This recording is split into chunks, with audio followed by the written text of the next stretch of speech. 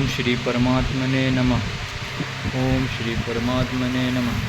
चलिए साथियों, आज कल के जहाँ श्लोक को हम सेवन कर रहे थे वहीं से आगे का हम श्रवण करते हुए आगे बढ़ते हैं। तो जैसे कल हम आप लोग को स्पृहा, कामना, अहंता, इन सभी की चर्चा कर रहे थे कि कैसे एक दूसरे से लिंक है। इन सभी को त्याग कर ही एक स्थित पुरुष, एक स्थित प्रज्ञ बना जा सकता है। तो अभी पूरे इसी श्लोक में आप देखेंगे कि श्री कृष्ण एक स्थित प्रज्ञ के बारे में खास तौर पे चर्चा करते हैं। तो वहाँ पे आगे बढ़ती हुई क्या कहते हैं, इस श्लोक को पुनः से हम पढ़ लेते हैं, जहाँ से भी हो, कोई इशू नहीं। यहाँ से हम पढ़ते हैं क्या सांख्य योग की दृष्टि से फिर करें प्रणिमात्र को मैं हूँ, इस प्रकार अपने स्वरूप की स्वतः सिद्धि सत्ता का ज्ञान रहता है। इसमें मैं तो प्रकृति का अंश है, प्रकृति का अंश हूँ, सत्ता है या हूँ। वास्तव में मैं को लेकर अगर मैं ना रहे तो हूँ नहीं रहेगा। मैं हूँ, तू है, यह है, वह है, ये चारों व्यक्ति देश काल को लेकर अगर इन चारों को अर्थात व्यक्ति देश काल को पकड़े ना तो केवल ही रहेगा। मैं ही स्थित रहूँगा। मैं ही स्थित होने से सांख्य योग की अहंता ममता से रहित हो जाती है। अर्थात ये चारों जो मैं, तू, वह, यह, ये चारों ही एक व्यक्ति के स्थित प्रज्ञ पुरुष के मार्ग में बाधा आते हैं। तो ये सांख्य योग की दृष्टि था। भक्ति योग की दृष्टि क्या कहते हैं? कहते हैं जिसको मैं और मेरा कहते हैं। भक्ति योग की दृष्टि क्या है कि जिसको हम सभी लोग अपना कहते हैं, मेरा कहते हैं, वह सब प्रभु का है। सिंपल सी बात है, हमारा कुछ नहीं है, ना हम कुछ लेकर आए थे, ना हम कुछ लेकर जाएंगे। जैसे आए थे चले जाएंगे। तो ये जितनी भी पृथ्वी पर वस्तुएं हैं, सब सामग्री हैं, धन दौलत, सब प्रभु की है, आपका कुछ भी नहीं है। कारण कि मेरा कहने वाला वस्तु पर मेरा किंचित मात्र भी अधिकार नहीं है, परंतु प्रभु का उस पर पूरा अधिकार है। वे जिस तरह वस्तु को रखते हैं, जैसा रखना चाहते हैं वैसा ही होता है।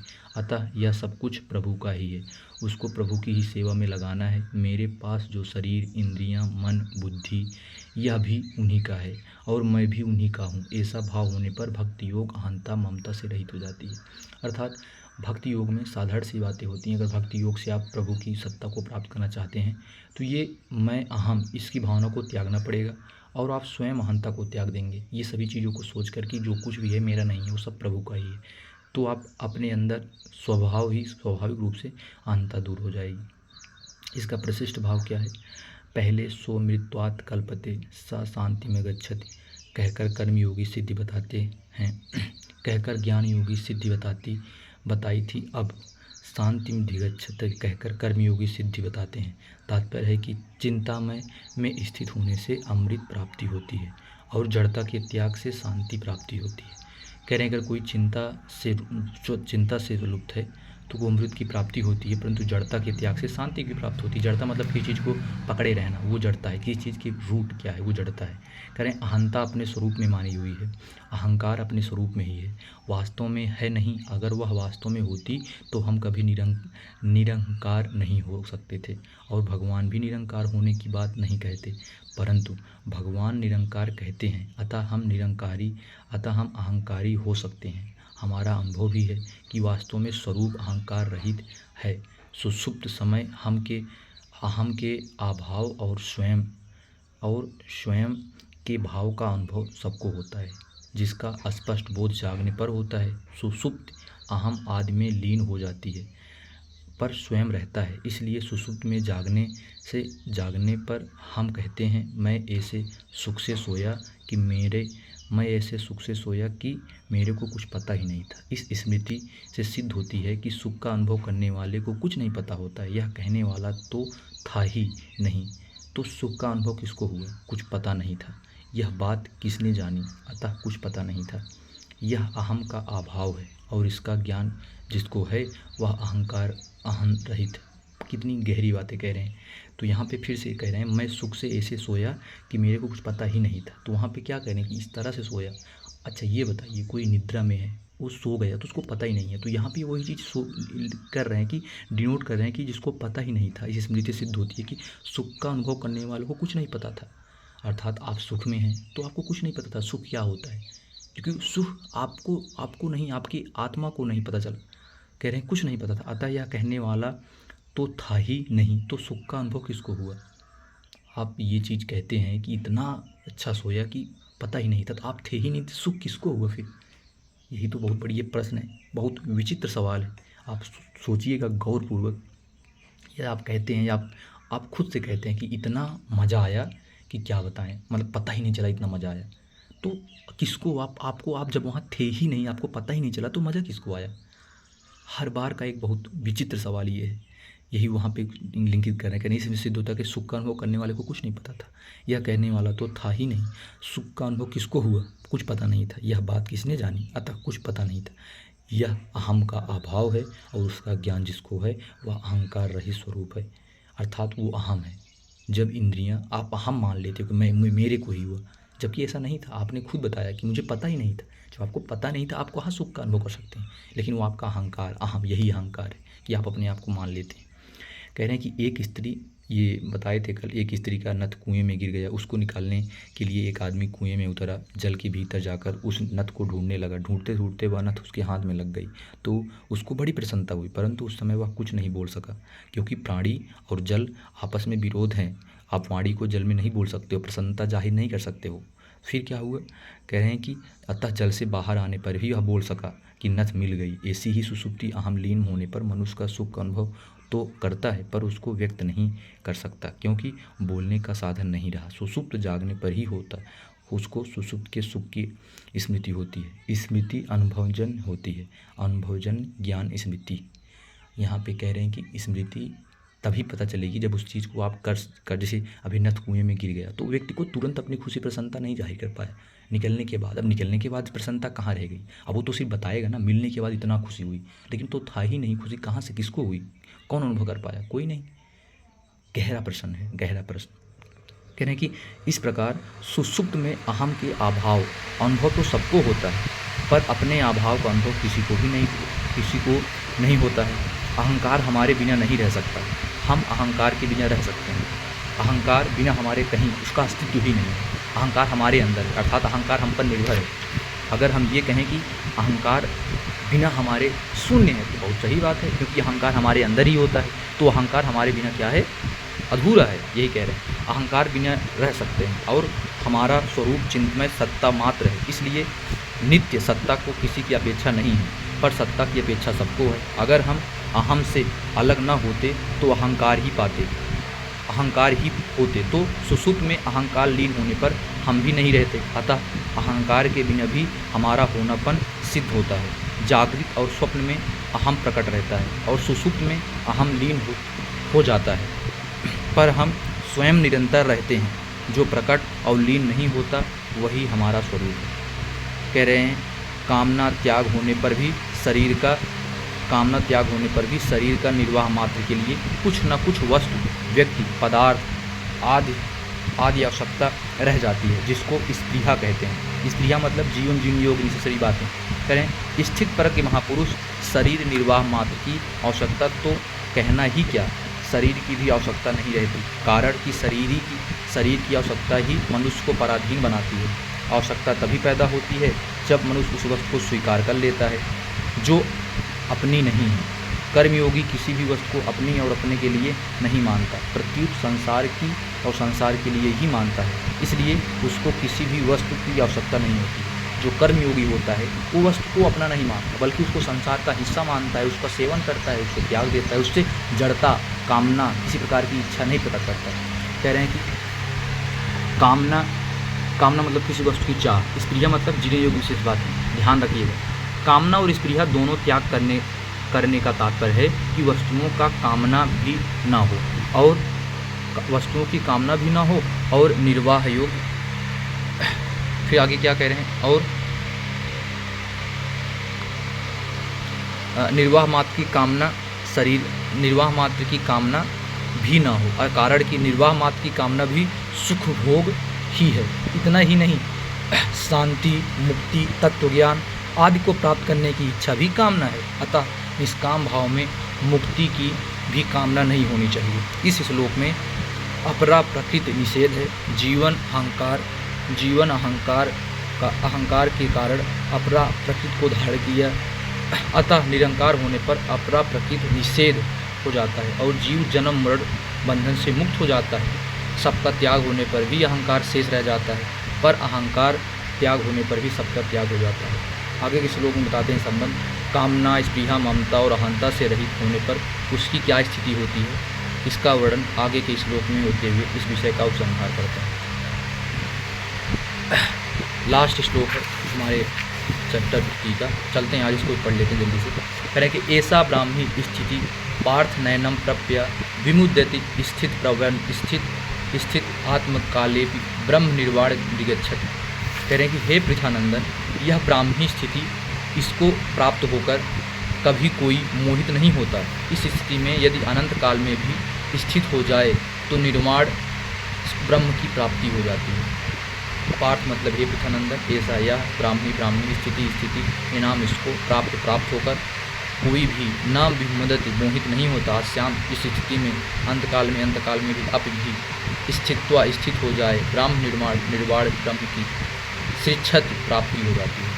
तो पूरे श्लोक में कहेंगे हे पृथानंदन, ब्राह्मी स्थिति अर्थात स्थित प्रज्ञ स्थिति इसको प्राप्त होकर मोहित नहीं होता। इस स्थिति में अंतकाल में भी कोई स्थित हो जाए तो निर्वाण ब्रह्म की शांति प्राप्त, अर्थात अगर कोई अंतकाल में भी भगवान की उपासक बनता है, उसका चिंतन करता है, उसका स्मरण करता है, तो भी उसका कल्याण हो जाता है। इस श्लोक में क्या करें, ऐसा ब्राह्मी स्थिता पार्था, यह ब्राह्मी स्थिति है अर्थात ब्रह्म को प्राप्त हुए मनुष्य की स्थिति है। अहंकार रहित होने से जब व्यक्तित्व मिट जाता है तब उसकी स्थिति स्वतः ही ब्रह्म में हो जाती है। कारण कि संसार के साथ संबंध रखने से ही व्यक्तित्व था, उस संबंध को सर्वथा छोड़ देने से योगी की अपनी कोई व्यक्तित्व स्थिति नहीं रहती है। अर्थात जब तक आप संसार में हैं, जब तक संसार के संबंधों से खुद को जोड़े रहते हैं, तब तक आपका पहचान होता है। जब इस संसार को त्याग कर देते हैं तो आपका संसार से संबंध टूट जाता है और आप योगी के व्यक्तित्व में आ जाते हैं। फिर क्या कह रहे हैं, अत्यंत नज़दीक, कह रहे हैं अत्यंत नज़दीक का वाचक होने से यहाँ ऐसा पूर्व श्लोक में आय, विहाय, कामना, निष्पृहा, निर्मम और निरंकार पदों का लक्ष्य करता है, क्योंकि निरंकार नज़दीक शब्दों के लिए करें। भगवान मुख से तेरी बुद्धि जब मोही कलिल और श्रुत प्रवृत्ति पर जाएगी तब तू योग को प्राप्त हो जाएगा। ऐसा सुनकर अर्जुन मन में यह जिज्ञासा हुई कि वह स्थिति क्या होगी। इस पर अर्जुन स्थित प्रज्ञ के विषय में 4 प्रश्न किए। उन चारों प्रश्नों का उत्तर देकर भगवान यहाँ पर स्थिति बताई कि ब्राह्मी वह स्थिति है। तात्पर्य है कि वह व्यक्तिगत स्थिति नहीं है, अर्थात उसमें व्यक्तित्व नहीं रहता। वह नित्य योग की प्राप्ति है, उसमें एक ही तत्व रहता है। इस विषय की तरफ लक्ष्य करने के लिए यहाँ पाठ संबोधन दिए हैं। बताते हैं कि क्या है एक ब्राह्मी स्थिति, किस विषय की तरफ लक्ष्य होता है। अर्जुन को पाठ से संबोधित करते हुए कहते हैं नयनम प्राप्यम विमुद्यति। कह रहे हैं कि जब तक शरीर में अहंकार रहता है तभी तक मोहित होने की संभावना रहती है, परंतु जब अहंकार सर्वथा अभाव होकर ब्रह्म में अपनी स्थिति का अनुभव हो जाता है तब व्यक्तित्व टूटने के कारण भी कभी मोहित होने की संभावना नहीं रहती। फिर से देखिए, कह रहे हैं कि जब तक शरीर में अहंकार रहता है अर्थात आपके अंदर किसी चीज़ के लिए अहंता रहती है तभी तक मोहित होने की संभावना होती है। आप मोहित तब होते हैं जब अहंकार होता है, परंतु जब अहंकार सर्वथा अभाव हो जाता है आप ब्रह्म स्थिति को अनुभव हो जाता है। वही अर्थात ये चीज़ को त्याग देना। फिर कह रहे हैं सत्य और असत ठीक तरह से जानना ही मोह है। मतलब सत्य और असत्य को ठीक तरह से आप जान जाएं कि सत्य क्या है, असत्य क्या है, वही जानना ही मोह है। जैसे संसार एक असत्य है, वो जानना मोह है। आत्मा सत्य है, ये जानना मोह है। ये सब जानना ठीक तरह से न जानना, सॉरी मिस्टेक, राधे राधे। यहाँ कह रहे हैं सत्य और असत्य को ठीक तरह से ना जानो, अर्थात सत्य को ना जानो, असत्य को ठीक तरह से न जानो, उसको ही मोह कहते हैं। जैसे संसार एक असत्य है, आप नहीं स्वीकार कर रहे हैं, लेकिन आप मोह में पड़े हुए हैं इसलिए नहीं स्वीकार कर रहे हैं, इसको मोह कहते हैं। बहुत गहरी बातें हैं, इसको लिख लीजिए। सत्य असत्य को ना ठीक तरह जानना ही मोह है। तात्पर्य कि स्वयं सत्य होते हुए भी असत्य की तरफ अपनी एकता मानते रहना ही मोह है। मतलब आप जानते हो आप सत्य हो, लेकिन फिर भी उसको सत्य की तरफ मानते हो। सब साधक असत्य को ठीक तरह से जान लेता है, तब वह असत से उसका संबंध विच्छेद हो जाता है और सत्य में अपनी वास्तविक स्थिति का अनुभव हो जाता है। इस स्थिति का अनुभव होने पर भी कभी मोह नहीं होता। कह रहे हैं कि स्थित माँ काले ब्रह्म निर्वचत, यह मनुष्य शरीर केवल परमात्मा प्राप्ति के लिए ही मिला है, परमात्मा प्राप्ति के लिए ही मिला है। इसलिए भगवान यह मौका देते हैं कि साधारण से साधारण और पापी से पापी व्यक्ति ही क्यों न हो, अगर वह अंतकाल में भी अपनी स्थिति परमात्मा कर ले, अर्थात जड़ता से अपना संबंध विच्छेद कर ले, तो उसे भी निर्वाण ब्रह्म की प्राप्ति हो जाएगी, वह जन्म मरण से मुक्त हो जाएगा। ऐसी ही बात भगवान 7वें अध्याय के 3 श्लोक में कही है कि अधिभूत, अधिदैव और अधिज्ञ अधिक एक भगवान ही है। ऐसा प्रलय काल में भी मेरे को जो जान ले वह मेरे को यथार्थ रूप से जान लेते हैं, अर्थात मेरे को प्राप्त हो जाते हैं। 8वें अध्याय के 5वें श्लोक में कहा जाता है, अंतकाल में मेरा स्मरण करता हुआ कोई प्राण छोड़ता है तो वह मेरे को ही प्राप्त होता है, इसमें संदेह नहीं है। एक गहरी बात है कि अगर आप मरण के निसमीप और फिर भी कोई अगर इनका सेवन करता है, इनका चिंतन करता है, तो भी इन्हीं को प्राप्त होता है। कितनी गहरी बात है। अभी इसमें प्रश्न करेंगे अभी। दूसरी बात, उपयुक्त पद से भगवान उस ब्रह्मी स्थिति की महिमा का वर्णन करते हैं कि इसमें यदि अंतकाल में भी कोई स्थित हो जाए तो वह शांत ब्रह्म को प्राप्त हो जाता है। जैसे समबुद्धि के विषय में भगवान कहा था कि इसका थोड़ा सा भी अनुष्ठान महान भय से रक्षा कर लेता है, अर्थात किसी को भी प्राप्त करना उसके थोड़े से भी प्रयास से ही उसकी रक्षा हो सकती है। कह रहे हैं कि ऐसे ही यहाँ कहते हैं कि अंतकाल में भी ब्रह्मी स्थिति हो जाए, जड़ता से संबंध विच्छेद हो जाए तो निर्वाण ब्रह्म की प्राप्ति होती है, अर्थात अपने आप से दूर, अर्थात सिर्फ भगवान का चिंतन। कह रहे हैं प्राप्ति हो जाए। इस स्थिति का अनुभव होने से जड़ता का राग बाधक है। यह राग अंतकाल में भी कोई छोड़ देता है तो उसको भी अपनी स्वतः सिद्धि वास्तविकता स्थिति से अनुभव हो जाता है। कह रहे हैं कि यहाँ यह शंका हो सकती है कि जो अनुभव उम्र भर में नहीं हुआ वह अंतकाल में कैसे होगा, अर्थात स्वस्थ आश्वस्त में साधक की बुद्धि स्वस्थ होगी, विचार शक्ति होगी, सावधानी होगी तो वह ब्राह्मी स्थिति का अनुभव कर लेगा, परंतु अंतकाल में प्राण छोड़ते समय बुद्धि विकल हो जाती है, सावधानी नहीं रहती। ऐसी अवस्था में ब्राह्मी स्थिति का अनुभव कैसे होगा? इसका समाधान यह है कि मृत्यु के समय जब प्राण छूटते हैं तब शरीर आदि से स्वतः ही संबंध विच्छेद हो जाता है। यदि उस समय उस स्वतः सिद्धि तत्व की तरफ लक्ष्य हो जाए तो उसका अनुभव सुगमता से हो जाता है। कारण कि निर्विकल्प अवस्था प्राप्ति तो बुद्धि विवेक आदि आवश्यकता है, पर अवस्थातीत तत्व की प्राप्ति केवल लक्ष्य की आवश्यकता है। यहाँ कह रहे हैं कि जड़ता टूट जाती है मृत्यु के पश्चात। फिर क्या बताएं, वह लक्ष्य चाहे पहले के अभ्यास से हो जाए, चाहे किसी शुभ संस्कार से हो जाए, चाहे भगवान या संत की आहुति कृपा से हो जाए, लक्ष्य होने पर उसकी प्राप्ति स्वतः सिद्ध हो जाती है। यदि आप किसी चीज़ को कर रहे हैं भगवान की प्राप्ति के लिए, चाहे जो माध्यम है, चाहे कह रहे हैं संत के माध्यम से, आहुति के माध्यम से, कृपा के माध्यम से, कह रहे हैं यहाँ अपिपद का तात्पर्य है कि अंतकाल से पहले अर्थात जीवित अवस्था में यह स्थिति प्राप्त कर ले तो वह जीव मुक्त हो जाता है। परंतु अगर अंतकाल में भी यह स्थिति आ जाए तो निर्मम निरंकार हो जाए तो वह भी मुक्ति हो जाता है। इसका तात्पर्य है कि यह स्थिति तत्काल हो जाती है। स्थिति के लिए अभ्यास करने, ध्यान करने, समाधि लगाने, किंचित मादि भी आवश्यकता नहीं। भगवान यहाँ कर्मयोग के पकड़ में ब्रह्म निर्वाण पद दिया है। इसका तात्पर्य है कि जैसे सांख्य योग का निर्माण ब्रह्म की प्राप्ति, ऐसे ही कर्मयोग के निर्माण में ब्रह्म की प्राप्ति होती है। इसकी बात को 5वें अध्याय के श्लोक में कहा गया है। सांख्य योग जो स्थान प्राप्त किया जाता है वह स्थान कर्मयोगी द्वारा भी प्राप्त किया जाता है। विशेष बातें क्या है? जड़ और चेतन। यहाँ की क्या बता रहे हैं? कहने ये दो पदार्थ हैं। प्राणी मात्र का स्वरूप चेतन है, पर उसने जड़ शंका किया है। जड़ और चेतन के बारे में विशेष चर्चा की गई है। ये दो पदार्थ हैं। जड़ और चेतन क्या है? एक पदार्थ है। करें प्राणी मात्र का स्वरूप चेतन है। अगर किसी प्राणी का स्वरूप है वो उसका चेतन है, उससे जड़ का संग किया हुआ है। जड़ की तरफ आकर्षण होना पतन की तरफ जाता है। अगर आप किसी जड़ से आकर्षित होते हैं तो आपको पतन की ओर ले जाता है, और चिन्मय तत्व की तरफ आकर्षण होना उत्थान की तरफ ले जाता है। चिन्मय मतलब जहाँ से आपका उद्धार है, वो आपका उत्थान ही करता है। अपना कल्याण करना ही जड़ की तरफ जाने में मोह की मुख्यता होती है। अपना कल्याण करना अर्थात जड़ की तरफ मोह देखना। फिर करें परमात्मा तत्व की तरफ जाने से विवेक की मुख्यता होती है। फिर करें समझने की दृष्टि से मोह और विवेक दो विभाग कर सकते हैं। अहंता ममता युक्त मोह और कामना युक्त मोह। मतलब अहंकार से ममता युक्त मोह होता है और कामना से भी मोह होता है। सत असत विवेक एवं कर्तव्य अकर्तव्य विवेक। विवेक भी दो प्रकार के होते हैं। सत्य और असत्य को जानना विवेक, कर्तव्य और अकर्तव्य, अपने कर्तव्य को भी जानना, न जानना भी विवेक। फिर कह रहे हैं प्राप्त, यहाँ दोनों चीज़ बताएं। अहंता मोह से मतलब संबंधित है। कह रहे हैं प्राप्त वस्तु शरीर आदि में अहंता ममता करना, यह अहंता ममता मोह है। और अप्राप्त वस्तु घटना परिस्थिति आदि की कामना करना, यह कामना युक्त मोह। शरीर अलग है और शरीरी अलग है और शरीर अलग है। शरीरी मतलब आत्मा, शरीर मतलब शरीर जो जिसमें आप हैं। शरीर के अंदर शरीरी है, अर्थात शरीर हमारे बॉडी के अंदर आत्मा है। तो यहाँ बॉडी अर्थात शरीर, शरीरी मतलब आत्मा, सोल। शरीरी सत्य है और शरीर असत्य है, अर्थात हमारी आत्मा सत्य है और हमारा शरीर असत्य है, मतलब वो तो नहीं है ना। फिर करें शरीरी चेतन, शरीरी चेतन है और शरीरी जड़ है।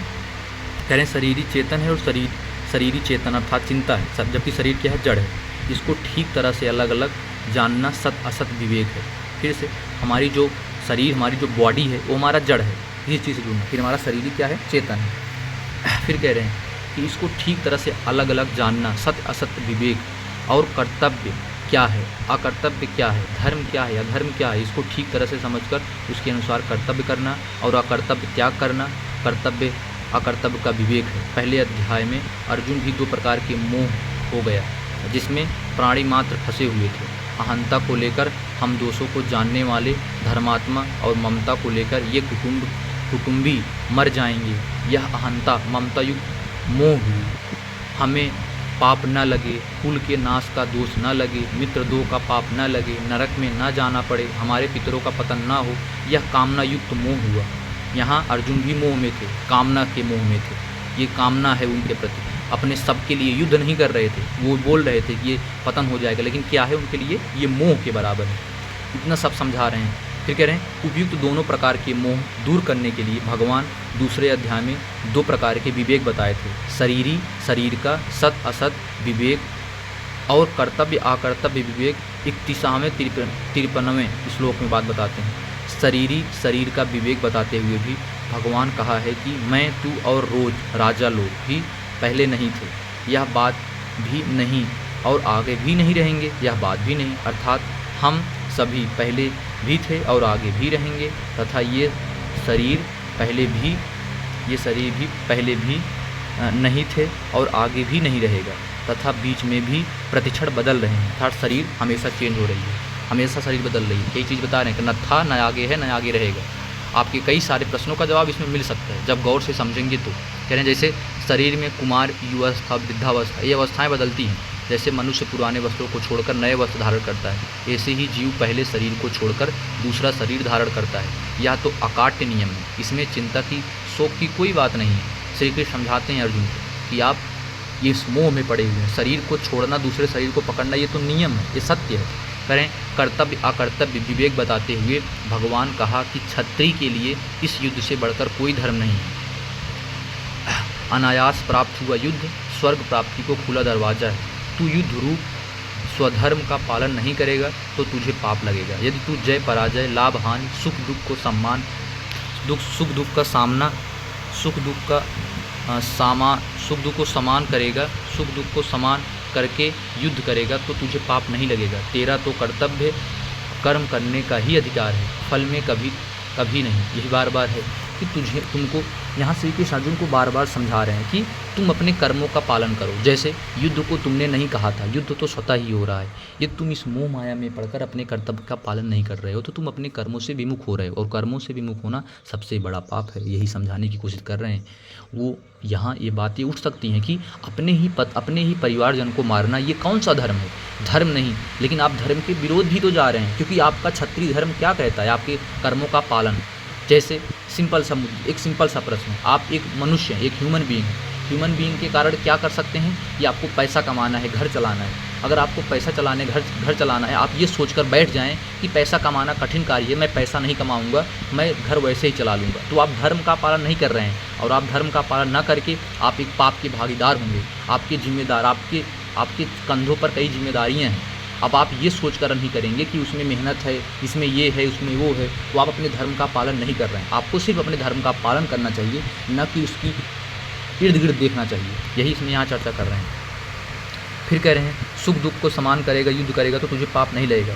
तेरा तो कर्तव्य कर्म करने में ही अधिकार है, फल में कभी नहीं। तू कर्म फल हेतु भी मत मन, और कर्म न करने पे भी तेरा आसक्ति न हो। इसलिए तू कर्म की सिद्धि असिद्धि सम होकर और समता में स्थित होकर कर्मों का कर्म कर, क्योंकि समता ही योग है। जो मनुष्य समबुद्धि से युक्त होकर कर्म करता है वह जीवित अवस्था में ही पूरे पाप से रहित हो जाता है। कह रहे हैं कि जब तेरी बुद्धि मोह रूपी दलदल को और स्तुति प्राप्ति पक्ति को पार कर जाएगी, तब तू योग को प्राप्त हो जाएगा। यहाँ क्या परिशिष्ट भाव है कह रहे हैं कि निर्मम और निरंकार होने से साधक का असत विभाग से संबंध विच्छेद हो जाता है और सत विभाग से अर्थात ब्रह्म में अपनी स्वतः स्वाभाविक स्थिति अनुभव हो जाती है, जिसको ब्राह्मी स्थिति कहा जाता है। ब्राह्मी स्थिति सत्य सत से दूर हो जाना, उसको जान जाना। इस ब्राह्मी स्थिति को प्राप्त होने पर शरीर कोई मालिक नहीं रहता, अर्थात शरीर मैं मेरा कहने वाला कोई नहीं रहता, मैं मेरा कहने वाला कोई नहीं रहता। व्यक्तित्व मिट जाता है। तात्पर्य यह हुआ कि हमारी स्थिति अहंकार की आश्रित नहीं है। अहंकार के मिटने पर भी हमारी स्थिति रहती है, जो ब्राह्मी स्थिति कहलाती है। एक बार इस ब्राह्मी स्थिति का अनुभव होने पर भी कभी मोह नहीं होता। अगर अंतकाल में भी मनुष्य निर्मम निरंकार होकर ब्राह्मी स्थिति का अनुभव कर ले तो उसको तत्काल निर्वाण ब्रह्म की प्राप्ति हो जाती है। कह रहे हैं निर्मम निरंकार होने से ब्रह्म की प्राप्ति तत्व ज्ञान हो जाता है। फिर मनुष्य ममता रहित, कामना रहित और कृत्य रहित हो जाता है। कारण कि जीवन के अहम के कारण ही जगत को धारण किया है। अहंकार विमूढ़म कर्तव्यम मान्यते जीव भूतम महाबाहो जहेदम धर्म जगत। यदि वह अहम का त्याग कर दे तो फिर जगत नहीं रहेगा। ब्रह्म की प्राप्ति होने पर समग्र परमात्मा की प्राप्ति स्वतः हो जाती है, क्योंकि समग्र परमात्मा ब्रह्म की प्रतिष्ठा है। फिर कह रहे हैं मेरा कुछ नहीं है, इसको स्वीकार करने से मनुष्य निर्मम हो जाता है। मेरे को कुछ नहीं चाहिए, इसको स्वीकार करने से मनुष्य निष्काम हो जाता है। मेरा कुछ नहीं है, इसको स्वीकार करने से निर्मम, और मेरा कुछ नहीं चाहिए, इसको स्वीकार करने से निष्काम हो जाता है। मेरे को अपने लिए कुछ नहीं करना है, इसको स्वीकार करने से मनुष्य निरंकार हो जाता है। क्या बात है, निरंकार अर्थात मेरे को कुछ नहीं स्वीकार, मेरे को कुछ नहीं चाहिए, ये भावना। ओम तत्सदिति श्रीमद्भगवद्गीता तत्सोपान ब्रह्म विद्यायां योगशास्त्रे श्रीकृष्ण अर्जुन संवादे सांख्ययोगे नाम द्वितीय अध्याय। ओम श्री कृष्णाय। बहुत बहुत बधाई हो। हम इसी के क्रम में आगे के श्लोक में पहुंचने वाले हैं। अथ द्वितीय अध्याय थोड़ा सा हो रहा है, हम पढ़ लेते हैं इसको। फिर क्या कह रहे हैं, कर्म योग, सांख्य योग, भक्ति योग आदि सभी साधनों में विवेक की बड़ी आवश्यकता है। सांख्य योग में इस विवेक की मुख्यता है। सांख्य योग ही भगवान अपना उपदेश आरंभ किया है, अतः इस अध्याय का नाम सांख्य योग रखा गया है। अर्थात द्वितीय अध्याय को सांख्य योग कहते हैं, क्योंकि सांख्य योग से शुरुआत किया गया है। कर्म योग, सांख्य योग, भक्ति योग ये सभी हैं आदि साधन के मात्र। करें दूसरे अध्याय का पद अक्षर, जो मुख्य बातें हैं इस अध्याय में। अथ द्वितीय अध्याय के 3 संजय उवाच, मतलब 3 संजय उवाच, श्री भगवान उवाच आदि पदों को 14 श्लोक में 957 और पुष्प की 13 पद हैं। इस प्रकार संपूर्ण पदों का योग 927 है। जितने इसमें पूरे संपूर्ण शब्द कितने यूज हुए हैं, पद जो यूज हुए हैं वो 927 हैं। फिर कह रहे हैं इस अध्याय में अथ द्वितीय अध्याय के 7 संजय उवाच, मतलब 7 बार संजय बोलते हैं। श्रीमद् भगवान उवाच आदि पदों को 45 श्लोक में 2403 और पुष्प की 45 अक्षर हैं। इस प्रकार संपूर्ण अक्षरों का योग 2500, 2500 पूरे संपूर्ण अक्षरों का योग है। इस अध्याय के 72 श्लोक में से 5वां, 7वां, 8वां, 20वां, 22वां और 17वां ये 6 श्लोक, 44 अक्षरों का 6ठा श्लोक, 46 अक्षरों का 29वां श्लोक, 45 अक्षरों का शेष 64 श्लोक, 32 अक्षरों के हैं। इस अध्याय में 7 उवाच हैं, 2 संजय, 7 उवाच हैं इस पूरे श्लोक में। फिर कह रहे हैं 2 संजय उवाच, 3 श्रीमद् भगवान उवाच, 2 अर्जुन उवाच। 3 भगवान उवाच, 2 अर्जुन, 4 है, तो ये पूरे हैं इसमें। फिर बताया 2, 2, 4, 4, 3, 7 भगवान उवाच, 2 अर्जुन, 2 संजय। दूसरे अध्याय में प्रयुक्त छंद क्या है, इस अध्याय के 72 श्लोक में 5वां, 6वां, 7वां, 8वां, 20वां, 22वां, 29वां, 17वां ये 8 श्लोक उपजाति छंद वाले हैं।